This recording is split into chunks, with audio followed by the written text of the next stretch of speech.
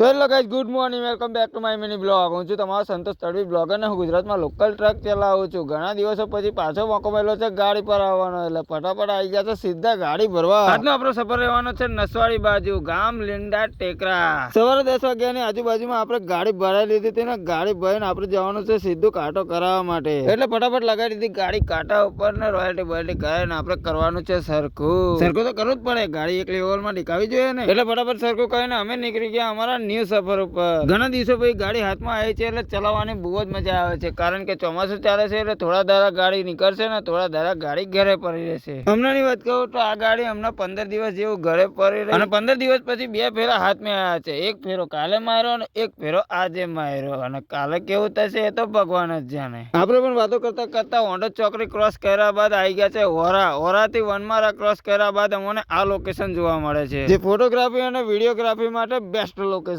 છે. બાકી જે પણ અહીંયા આવીને ડ્રોનથી વિડીયો ઉતારે ને એને કુદરતી નેચરનો એવો નજારો જોવા મળે જેની એને કલ્પના પણ નહીં કરી હોય. મને તો એવું જ લાગે છે. બાકી તમે ડ્રોન લઈને આવો અને તમારી જાતે જ જોઈ લો. હવે આપણે જોઈએ આગળ રોડનો નજારો.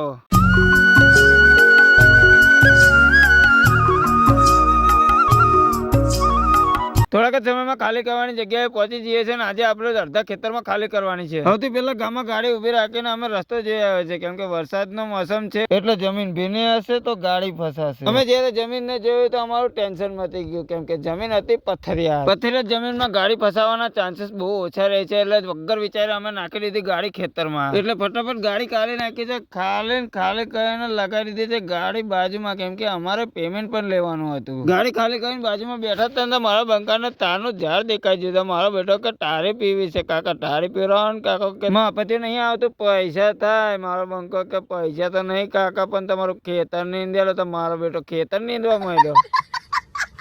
એના પછી પેમેન્ટ લઈને અમે નીકળી પડ્યા સીધા ઘર બાજુ, જ્યાં પર જોવા મળે છે વર્ષો જૂનો પાણીનો કૂવો, જે હજુ સુધી ચાલુ જ છે ને. પાણી તો છલ ભરેલું હતું. એના પછી ગામમાંથી નીકળીને આપણે મેન રોડ પર આવી ગયા, જ્યાં આવીને આપણને જોવા મળે છે કે અડધા ખેતરમાં દાવત ચાલતી હતી. મારો બંકો કે મને હો ભૂખ લાગી ગયા, તો મેં કીધું તું હો ખાઈ લે. ઓરા આવીને આ વ્લોગમાં આટલું જ. ઘણા દિવસો પછી ગાડીનો વ્લોગ જોઈને તમને કેવું લાગ્યું તે કમેન્ટ કરીને જરૂરથી જણાવજો.